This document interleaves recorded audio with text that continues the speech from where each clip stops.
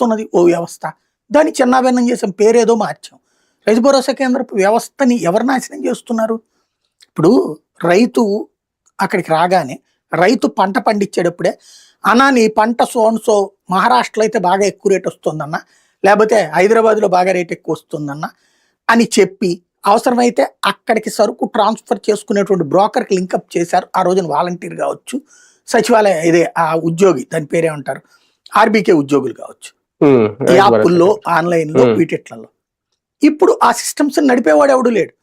ఇవాళ ఈనాడు రాస్తుంది, అవి పెట్టి ఉపయోగమే ఉంది. టెక్నాలజికల్గా 20 కోట్ల రూపాయల దాకా ఖర్చు పెడుతున్నారు ఏడాదికి. అటుని యాప్లు అయితే 20 ఉన్నాయి, కానీ ఎవడు దాన్ని వాడేవాళ్ళు లేడు. రైతు ఎట్ట వాడతాడు? రైతుకి అది తెలిసి ఉంటే కనుక ప్రభుత్వాలు ఎన్నుకునేటప్పుడు ఇంత వెరిగా ఎన్నుకుంటారా? లేదు కదా. అది చేయడానికే కదా నువ్వు గ్రౌండ్ లెవెల్లో సర్వీసు రైతు భరోసా కేంద్రం అని పెట్టింది. చేస్తున్నారా? ఇది చేయలేకపోతున్నారు కదా.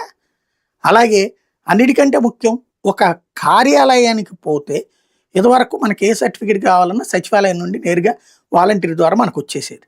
ఇంటికి వచ్చి అప్లికేషన్ పూర్తి చేయించుకొచ్చేవాడు, పూర్తి చేయించుకుని వెళ్ళేవాడు, చేతికి సర్టిఫికేట్ ఇచ్చేసేవాడు.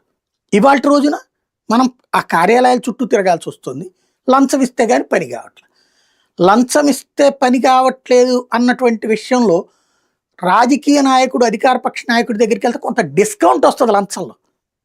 అంటే మళ్ళీ మన నాయకుడి దగ్గరికి తిరగాలి లంచంలో డిస్కౌంట్ కోసం.